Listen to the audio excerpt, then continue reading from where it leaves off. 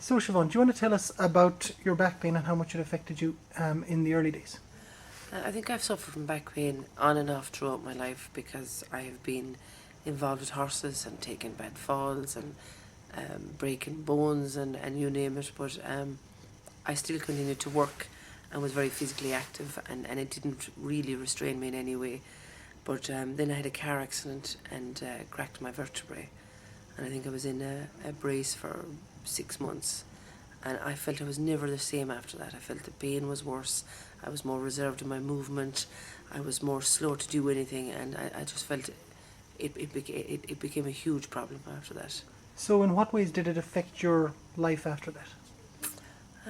I definitely wouldn't have worked the same. I was nervous riding horses, and I wouldn't have been as fit. I never really recovered from that, I don't think. So do you want to tell us what you were told about the scans for your back? Well, I went for MRI scans and had to go and see a neurosurgeon, and on advice referred from somebody else, and he read my scan or the MRI, and it told me I was lucky where I broke my back because I had support, but that my vertebrae was permanently crushed. There was nothing I could do about it.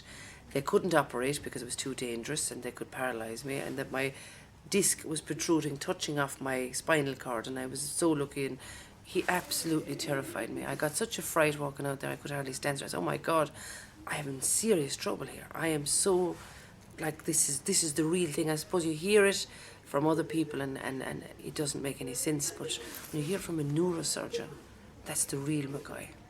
And do you think that might have contributed to you becoming more careful about the way you moved and more Oh, definitely. I became paranoid about the whole thing. I don't think my pain was ever as bad as the injury suggested. That's what I felt. But after that, I made sure it was worse. Yeah. And tell us a little bit then about how you are at the moment and how you got there. At the moment, I'm flying. I'm working 7 days a week. The only reason I'm not riding as much because I don't have time, but I'd have no problem.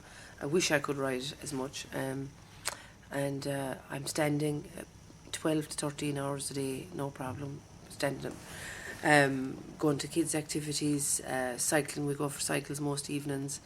And I have no pain, really no pain whatsoever. Once I train myself to deal with it as it starts, I have no pain.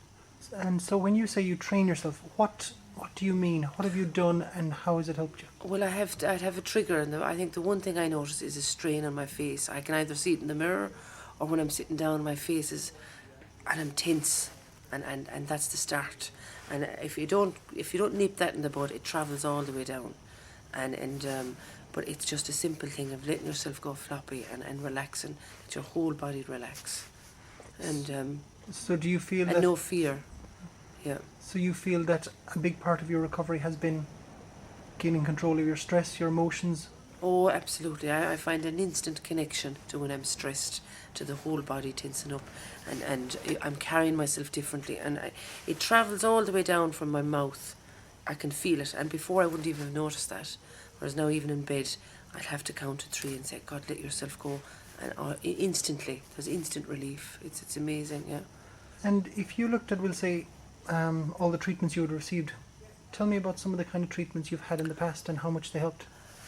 I've had everything from chiropractors, horse chiropractors. I've had so many different treatments in England. I've been to quacks, wine diviners or water diviners. I've had more people twisting and turning my back down through the years. I've lost count.